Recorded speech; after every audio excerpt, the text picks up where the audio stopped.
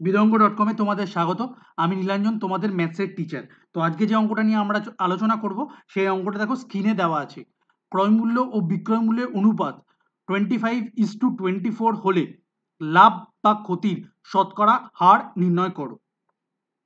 তাহলে দেখো এখানে রেশিও দেওয়া আছে ক্রয় মূল্য ইস টু বিক্রয় মূল্য। তাহলে আমরা লিখি ক্রয় মূল্য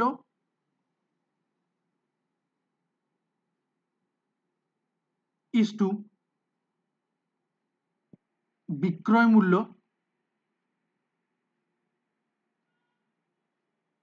25:24।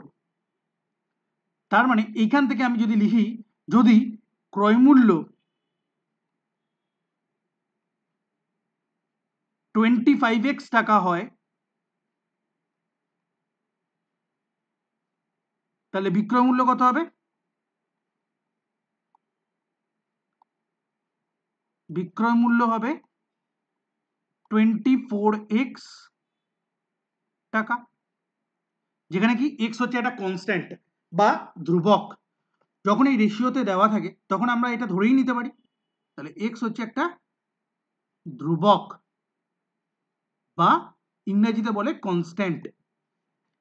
এইবারে দেখো এখান থেকে আমরা কি বার করতে পারি? লাভ। লাভ কত? লাভ হচ্ছে বিক্রয় মূল্য মাইনাস ক্রয় মূল্য, বা ক্ষতি হচ্ছে ক্রয় মূল্য মাইনাস বিক্রয় মূল্য।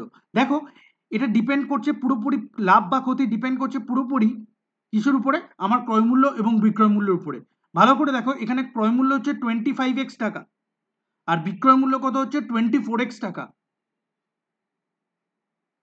তাহলে ক্রয় মূল্য এখানে সবচেয়ে বেশি, বিক্রয় মূল্য কি কম? তাহলে আমার এখানে কি ক্ষতি হচ্ছে। তাহলে আমরা লাভ না লিখে কি লিখবো? ক্ষতি। তো ক্ষতি ক্ষতি কত হচ্ছে? ক্রয় মূল্য 25x মাইনাস বিক্রয় মূল্য 24x টাকা। তার মানে কত হচ্ছে? x টাকা। এবার সবসময় মাথায় রাখবে যে শতকরা ক্ষতি বা শতকরা লাভ সবকিছু আমরা কিসের উপর ক্যালকুলেট করি বা নির্ণয় করি? সেটা হচ্ছে আমরা ক্রয় মূল্যের উপর বার করি।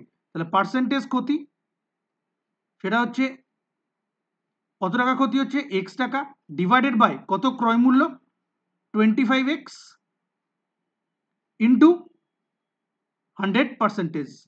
x x কেটে গেল, 25 100 কেটে গেল, তাহলে কত হলো? 4%।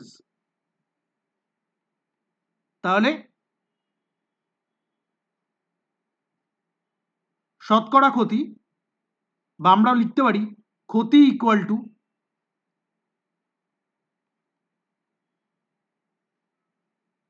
4%। বিদঙ্গ.com-এ এই সলিউশনটি দেখার জন্য ধন্যবাদ।